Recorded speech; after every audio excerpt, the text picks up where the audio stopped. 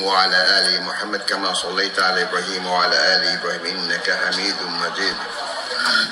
দেখুন, আমাদের ইসলাম আমাদের মা বোন, বিশেষ করে মায়ের যেটা মর্যাদা দিয়েছে, এটা এতটাই বাস্তবতার সাথে ঘনিষ্ঠপূর্ণ যে যেই মায়ের উদর থেকে আমরা জন্মগ্রহণ করি এটাকে বলা হয় রাহিম, ওম যেটা আমরা ইংরেজিতে বলি। সেই রাহিমের সাথেই কিন্তু আলহামদুলিল্লাহ রাব্বিল আলামিন আর রহমান রহিম, আল্লাহ সুবহানাহু ওয়া তাআলা তার যে গুণাবলী, অ্যাট্রিবিউটস, যে মার্সিফুল, দয়াময়, উনি দয়া সাগর, এই যে কাইন্ডনেসের, জেনারসিটির যে শব্দগুলো, এগুলো আল্লাহ সুবহানাহু ওয়া তাআলার সিফাতের অংশ। সেই সিফাত থেকেই এই রাহিমা শব্দটি উদ্গত, যার কারণে মা এমন একটি এন্টিটি যে গুলি বাচ্চার উপরে আসতে মার সামনে গিয়ে বুক পেতে দেবে নিজের জীবন দেওয়ার জন্য, এই বাস্তবতা। আর ইসলাম সেভাবে সেটি মর্যাদা দিয়েছে। একজন মানুষ এসে জিজ্ঞেস করলো, ইয়া রাসূলুল্লাহ, যে আমার জীবনের যে সঙ্গ, যে ভালোবাসা, সেই সৌহার্দ্যপূর্ণ সম্পর্ক কার সাথে বেশি হওয়া উচিত? রাসূলুল্লাহ সাল্লাল্লাহু আলাইহি ওয়াসাল্লাম উত্তর দিলেন যে তোমার আম্মা, উম্মুক। সে একই প্রশ্ন আবারও করলো। আবার রাসূল সাল্লাল্লাহু আলাইহি ওয়াসাল্লাম বললেন উম্মুক, দুবার বললেন। আবারও জিজ্ঞেস করলেন যে কে পৃথিবীর মধ্যে সবচাইতে ঘনিষ্ঠ এন্টিটি ফর মি? আবার রাসূল সাল্লাল্লাহু আলাইহি ওয়াসাল্লাম বললেন যে উম্মুক, তোমার মা। চতুর্থবার যখন এই ভদ্রকার ছাড়লেন না, মনে হয় উনি তো রাজুলুন ম্যান, ওনার নিজের জন্য প্রশ্নটা জানতে চাচ্ছে। 4 নম্বরের জায়গায় রাসূল সাল্লাল্লাহু আলাইহি ওয়াসাল্লাম বলেছেন দেন আবুক, তোমার বাবা। তো এই একটা হাদিস শুধু নয়, অনেক হাদিস মায়ের উপরে আল্লাহ সুবহানাহু ওয়া তাআলা বা রাসূল সাল্লাল্লাহু আলাইহি ওয়াসাল্লাম যে মর্যাদা সেটি বর্ণনা করেছেন। আরেকটি ঘটনা, যুদ্ধের সময় জিহাদ ফি সাবিলিল্লাহ, ইয়াং চ্যাপ, বেশি না, মনে হয় 13-14, ম্যাক্সিমাম 15 হবে, এসে বলে, ইয়া রাসূলুল্লাহ, আমি তো জিহাদে যেতে চাই, আপনার এই ব্যাপারে কি নির্দেশনা? তো রাসূল সাল্লাল্লাহু আলাইহি ওয়াসাল্লাম তার দিকে তাকিয়ে দেখলেন, ইয়াং, বেশ এনথুজিয়াস্টিক, জোশ রয়েছে, যুদ্ধে যাবে, ইসলামের জন্য জীবন দিবে। তাকে জিজ্ঞেস করলো, ফাকাল হাল লাকা মিন উম্মি, তোমার কি আম্মা জীবিত আছেন? তখন সে বলল, কল নাআম ইয়া রাসূলুল্লাহ, সে বলল, জি, আমার আম্মা তো জীবিত আছেন। তখন রাসূল সাল্লাল্লাহু আলাইহি ওয়াসাল্লাম বললেন, কল ফালজামহা, তুমি কি করো?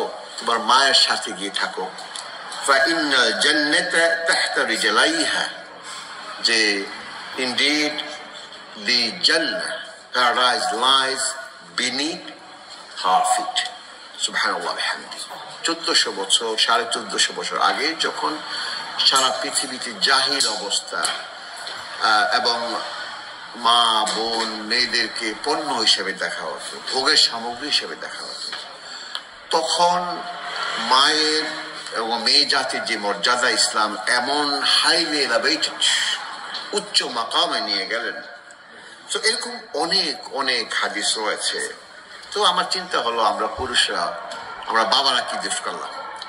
বাবার ব্যাপারে ইসলাম কি বলছে? আজকে সেটি একটু বলবো ইনশাআল্লাহ।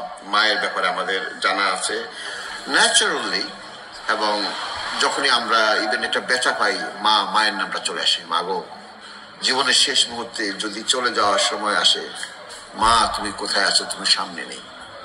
যখন প্রচন্ড অসুস্থ হয় কিংবা এমন একটা ঝুঁকিপূর্ণ সময় চলে আসে, আল্লাহ সুবহানাহু ওয়া তাআলার পরে মায়ের নামটা চলে আসে। এটা খুবই স্বাভাবিক। আল্লাহু আকবার। তো বাবার কথা কি বলা হচ্ছে তাহলে শুনুন আপনারা। তো আমি বললাম যে মায়ের বিনীত হাফিজ, তার পায়ের নিচে আমাদের সবার জান্নাত থাকে। সেখানে আরেকটি হাদিস এসেছে যে বাবার ব্যাপারে, যে বাবা সকাল থেকে সন্ধ্যা পর্যন্ত পরিবারের কথা চিন্তা করে, ঘাম ঝরায়, নিজে চিন্তা না করে সারাক্ষণ সে নিজেকে পরিশ্রমে ব্যস্ত রাখে কিসের জন্য? এই সন্তানের জন্য, পরিবারের জন্য, ওয়াইফের জন্য। যদিও তার ভাষাটা অতটা মায়াবতী নয়। মা যেমন সুন্দর করে বাচ্চাকে খাওয়াতে পারে, পড়াতে পারে, গোসল করাতে পারে, তার সাথে কথাও বলতে পারে, বাবা যেমন একটু হাস, একটু মানে শক্ত থাকে, এটাই ন্যাচারালি একেবারে আল্লাহ সুবহানাহু ওয়া তাআলা সেইভাবেই তৈরি করেছেন। কিন্তু ভালোবাসার কমতি কমাও নেই, সেটা প্রকাশ করতে পারে না। ভালোবাসা সেখানে আছে, নো ডাউট অ্যাবাউট দ্যাট। সে জীবন সেও দিবে সন্তানের জন্য, কিন্তু সেই প্রকাশ ততটা পায় না। সো রাসূল সাল্লাল্লাহু আলাইহি সাল্লাম বলেছেন, যদি মা এখানে জান্নাত এর কারণ হতে পারে, বাবার ব্যাপারে বলা হয়েছে আল ওয়ালিদু আওসাতু আবওয়াবিল জান্নাহ, বাবারা হচ্ছেন জান্নাতের মিডল গেট। এখন ধরুন এখানে একটা প্রথম গেট আছে, আপনি ঢুকলেন জান্নাতে, মাঝখানে দ্বিতীয় এন্ট্রান্স, তো সেটি না করলে আপনি জান্নাতে কিভাবে প্রবেশ করবেন, কিংবা জান্নাত কিভাবে ভোগ করবেন? দেখবেন বাড়িতে বড় একটা গেট থাকে, মসজিদে বড় একটা গেট থাকে, তারপরে আবার মাঝখানে গেটটা থাকে মসজিদে গিয়ে নামাজ পড়ার জন্য। তো মা যদি প্রথম গেটটা হয়ে থাকে, এখানে বাবারা হচ্ছে মিডল গেট, দি আওসাতুল আবওয়াবিল জান্নাহ, সে হচ্ছে এই জান্নাতের মিডল গেট, মধ্যখানে যেই আপনার দরজা, সেটি। পৃথিবীতে সব কিছুর ঋণ পরিশোধ করা যায়, সব পরিশ্রমের পারিশ্রমিক দেয়া যায়, কিন্তু একটি আপনার ব্যক্তি বা এন্টিটি, সত্তার যে ঋণ সন্তানের কাছে রয়েছে বা মানব জাতির কাছে রয়েছে। কারণ বাবা এক বা দুজনে মিলেই সন্তান মানুষ।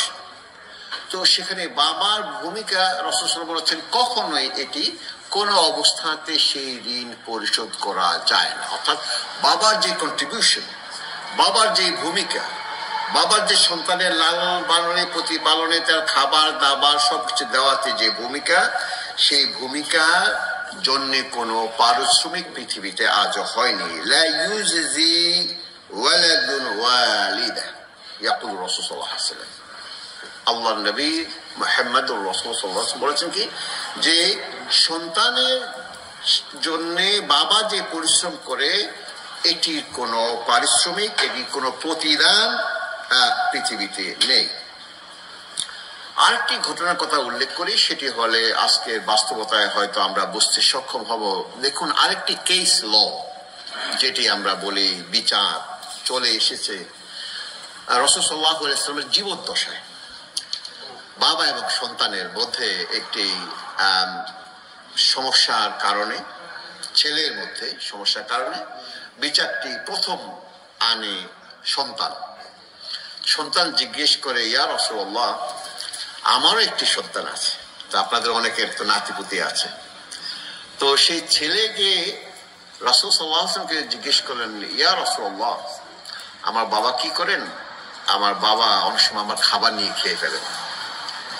আমার বাবা আমার কিছু টাকা পয়সা আছে, সেগুলো নিয়ে যান। তো আমারও তো সন্তান আছে, আমার সন্তানকে খাওয়াতে হবে, আমার সন্তানকে পড়াতে হবে, তো তারও তো দরকার। তখন রাসূল সাল্লাল্লাহু আলাইহি ওয়াসাল্লাম শুনলেন তার কথা, ছেলের কথা। তো ইসলামে আপনারা দেখবেন, শুধু ইসলামে নয়, এখন যেটি পৃথিবীতে জুডিশিয়ারিতে, বিচার ব্যবস্থায়, বিবাদীর কথা না শুনে কোনো জাজমেন্ট যদি এখানে হয়, মাঝে মধ্যে আপনার তো বাংলাদেশে দেখছেনই হয়েছে, অর্থাৎ বিবাদীর পূর্ণ স্টেটমেন্ট ব্যক্তি রেখে, সামনে আসা ব্যক্তি রেখে, তার কথা শোনা ব্যক্তি রেখে কোন অবস্থাতে রাসূল সাল্লাল্লাহু আলাইহি ওয়াসাল্লাম ওনার মতামত দেবেন না, এবং আমাদেরও দেওয়া উচিত না। যদি আমার সম্পর্কে একটা কথা শুনেন, আমার যতক্ষণ পর্যন্ত স্টেটমেন্ট, কথা আপনি না শুনছেন, আপনি মুখ থেকে একটি শব্দ উচ্চারণ করবেন না। যদি এই মুরব্বীকে সে একজনে বলে যে সাইদ ভাই এই অন্যায়টা করেছে, যতক্ষণ না পর্যন্ত উনি সাইদ ভাইকে সামনে এনে কথা না শুনেছেন এবং দুই পক্ষ এক জায়গায় না জড়ো করেছেন, ততক্ষণ পর্যন্ত ইসলামে কোনো জাজমেন্ট, কোনো মত, কোনো ডিটারমিনেশন আপনি করতে পারবেন না। তো রাসূল সাল্লাল্লাহু আলাইহি ওয়াসাল্লাম বাবাকে ডাকালেন। রাসূল সাল্লাল্লাহু আলাইহি ওয়াসাল্লাম কি করলেন? বাবাকে ডাকালেন, ডাকে এনে জিজ্ঞেস করলেন, অমুক, তোমার ছেলে তোমার বিরুদ্ধে এই নালিশ করেছে, এই ব্যাপারে তোমার মতামত কি? তখন বাবা বললেন, ভারাক্রান্ত হৃদয় নিয়ে বললেন যে ইয়া রাসূলুল্লাহ, ছোটকালে তাকে আমি কোনো কিছু কমতিতে রাখিনি। যখন সে জন্মগ্রহণ করে তারপরে হামাগুড়ি থেকে হাঁটা পর্যন্ত তাকে আমি হাতে ধরে ধরে হাঁটা শিখিয়েছি, তাকে বাজারে নিয়ে গেছি, যা তার প্রয়োজন ছিল তা দিয়েছি, সুন্দর জায়গায় থাকতে দিয়েছি, নিজে খারাপ জায়গায় থেকেও আজকে আমি বৃদ্ধ হয়ে গেছি, আমার কোনো অবলম্বন নেই, আমার কিছু নেই ইয়া রাসূলুল্লাহ। অথচ সে তার সন্তানকে এমন ভাবে দেখে আমাকে কিছু দেয় না। আমি তার ভালো জায়গায় থাকতে চাই, আমার এই বৃদ্ধ অবস্থায় সেখানে আমি পারি না। তো আমার এই ছাড়া তো কোনো গত্যন্তর নেই, আমি কোথায় যাবো ইয়া রাসূলুল্লাহ? এই কথা শুনতে শুনতে রাসূলুল্লাহ সাল্লাল্লাহু আলাইহি ওয়াসাল্লামের চোখে দিয়ে পানি পড়া আরম্ভ করলো বাবার এই কথা শুনতে শুনতে।